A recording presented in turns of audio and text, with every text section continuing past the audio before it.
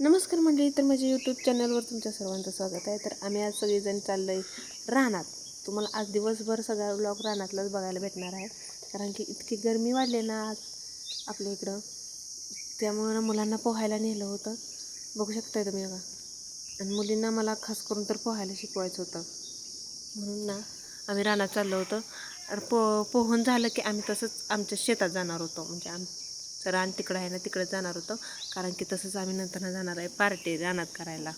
आज दिवसभर आम्ही बाहेरच घालवणार आहे रानात. म्हणजे तर सगळं सामान आम्ही आणलं होतं. म्हणजे आधीकर ह्यांनी आत्यासनी मुलासनी आधी पुढं सोडलं होतं आणि नंतर ना आम्हाला न्यायला आले होते. तर प्रत्येकानं सगळं एक एक सामान घेतलं आणि नंतर आम्ही त्या शेताच्या तिकडं पलीकडच्या साईडला ना झाड आहेत भरपूर, तिकडं आम्ही पार्टी करायला आलो होतो. असं चटई वगैरे सगळं आणलं होतं आणि असं हातरून बसलो होतो आम्ही. आणि आज आमच्या आत्यांकडं होतं मेन्यू करायचा. आत्यांच्या हातचं खाणार होतो आम्ही कालवण.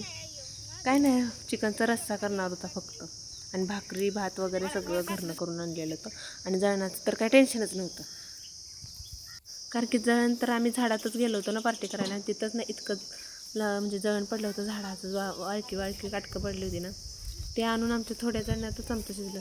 तर इकडे छोटासा रानातली साडी होती, तिथं तसमेला झाडासनी बनवून झोपाळा तयार केला होता. किती छान बघा, एन्जॉय करते ना. खरं तर असा एखादा आठवड्यातून दिवस खरंच रानात काढावं, म्हणजे ना मुलांना सुद्धा असं छान जगता येईल, एन्जॉय करता येते. आमचं इकडे चाललं तर वर्षी इकडं चूल पेटवायला घेतली होती आत्याने, आणि इथं तसमे पण त्यांना मदत करत होता. नका आता बघू शकता तुम्ही. नंतर नाही आमच्या पोल्ट्रीतली कोंबडी कट करून आणली होती चिकन, आणि घरनं सामान आणलं होतं आम्ही. कांदा मसालाही बारीक करून नेला होता, चटणी वगैरे सगळं. तर नाही तर आत्याने बघा चूल पेटवली आणि करायला घेतलेले. कांदा टाकला, तेल टाकले, भाजून घेतलेत कांदा, आणि आम्ही त्याच्यातच डायरेक्टच करणार होतो. असं चिकनवरती हळद मीठ वगैरे टाकून घेतलं मस्तपैकी. आणि कालवणची क्वालिटी काय भारी झाली होती ना रानातली, खरंच. म्हणून ना असं पार्टी केलेली खूप छान लागतं. असं डायरेक्ट शिजत टाकलं होतं आम्ही. सगळं आणलं होतं, पण आमच्याकडून एकच गोष्ट विसरले, ते काय म्हणजे पक्कड. आम्हाला पातेलं पकडायलाच काय नव्हतं.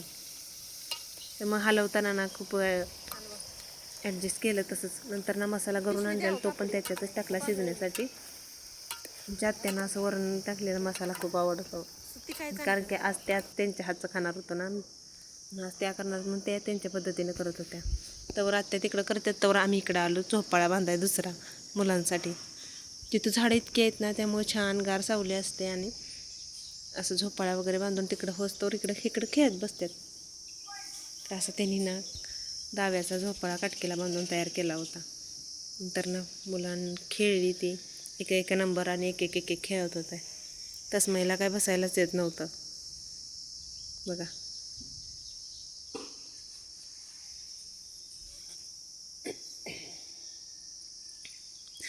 तसमईला बसायना म्हणून मला म्हणतोय बसव घे. नंतर आम्हीच धरलं आणि त्याला झोका दिला,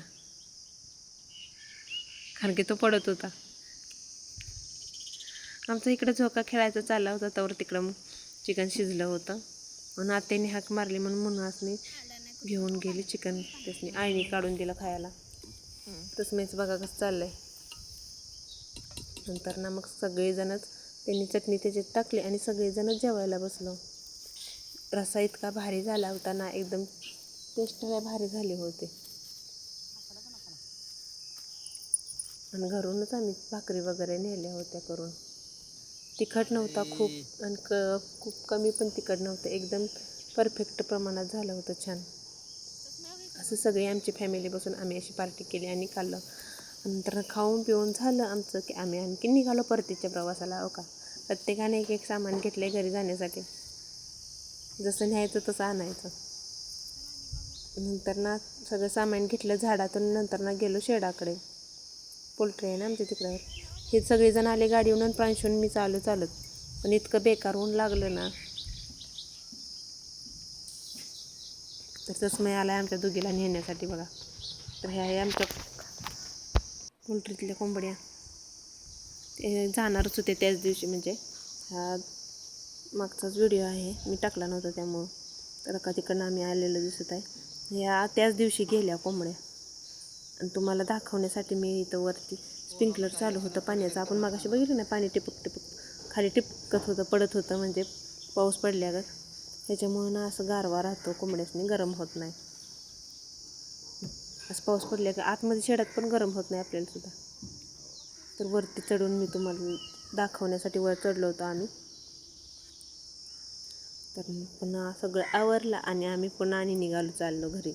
बाकीच्यासनी सोडायला ते गेले. तर वर्षी प्रांशून मी म्हणलो चला आपण दोघे जाऊया हळूहळू चालत.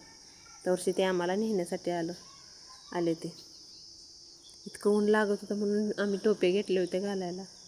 घरी आलो तर ह्यांनी आणले जाऊन आईस्क्रीम आणि स्प्राईट घेऊन आले ते. आणि सगळे ह्यांनी असं बसून स्प्राईट वगैरे पेलं, आईस्क्रीम खाल्लं. इतकं ऊन लागत होतं. असं घरी आलं की गार खाल्ल्यामुळं जराशी बरं वाटलं. माझा व्हिडिओ कसा वाटला मला कमेंटमध्ये सांगायला विसरू नका. चला तर बाय मग.